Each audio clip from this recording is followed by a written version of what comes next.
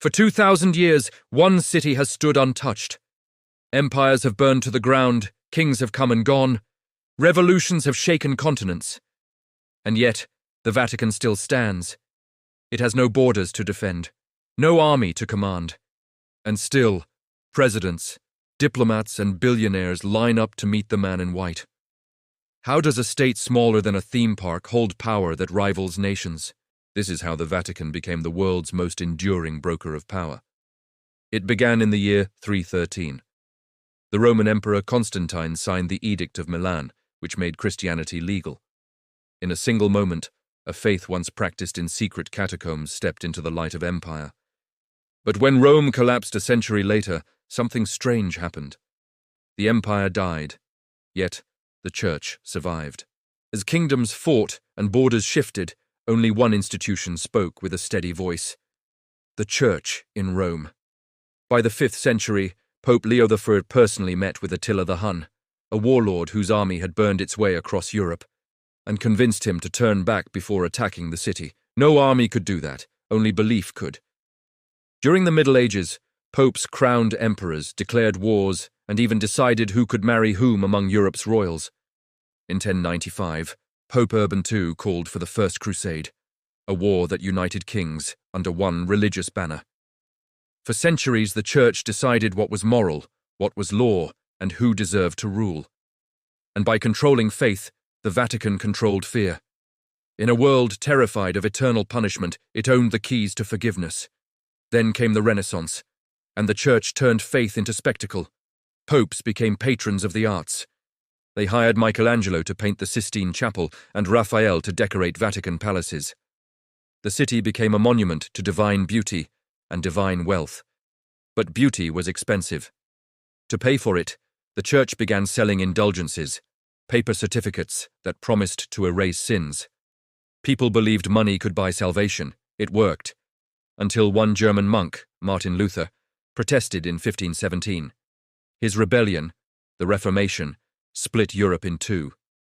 For the first time, the Vatican's power was threatened not by armies, but by ideas. So the Church fought back, not with swords, but with education. It founded new schools, universities, and a group called the Jesuits, who spread faith through teaching and exploration. They sailed with explorers to South America, debated philosophy in China, and built missions from Africa to Japan. The Church had become global centuries before the word globalization existed.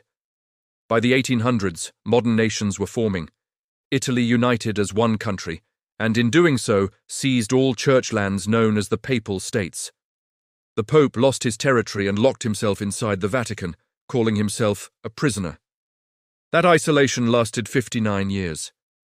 Then, in 1929, a deal changed everything. Pope Pius X signed the Lateran Treaty with Italian leader Benito Mussolini. Italy recognized the Vatican as an independent country, and the Church recognized Italy as a state. Overnight, the Pope became both a religious leader and a head of state. The Vatican now had its own passports, currency, and legal immunity.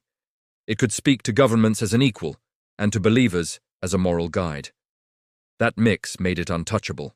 When World War II erupted, the Vatican declared neutrality. Officially, it stayed silent. But behind the scenes, priests forged documents and hid Jewish families in convents. Even Pope Pius X was secretly passing information through church networks to help refugees escape. After the war, the Vatican found itself in a new kind of conflict, the Cold War. One side preached capitalism, the other communism. But both were competing for souls, and in the middle stood the Church. When Pope John XXIII sent letters to Kennedy and Khrushchev during the Cuban Missile Crisis, his words urged both men to remember humanity. Days later, they backed down from nuclear war. In the 1980s, Pope John Paul II, born in communist Poland, returned home and inspired millions to rise up peacefully. His presence gave courage to the Solidarity movement, which would later help topple the Soviet Union. No weapons, no armies, just words, faith, and patience. But every empire of power has a shadow. In 1942, the Vatican created the Institute for Religious Works, better known as the Vatican Bank. It was meant to handle church donations and missionary funds. But because the Vatican is a sovereign nation, its bank didn't answer to any outside government. That secrecy made it ideal, for good money and bad money alike. During the Cold War, it quietly funded anti-communist movements through charities. And in the 1980s, it became tangled in one of Europe's strangest financial mysteries, the Banco Ambrosiano scandal.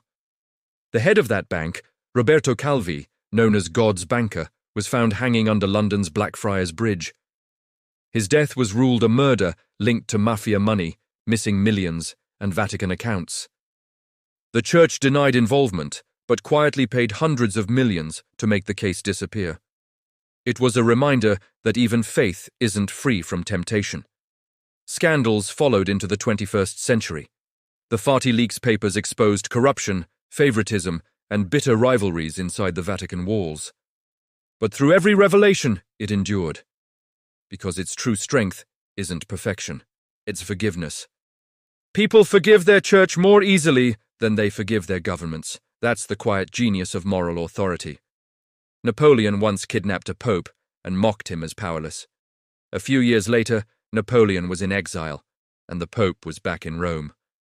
Mussolini fell, communism collapsed, capitalism wavered, and still the Vatican outlasted them all.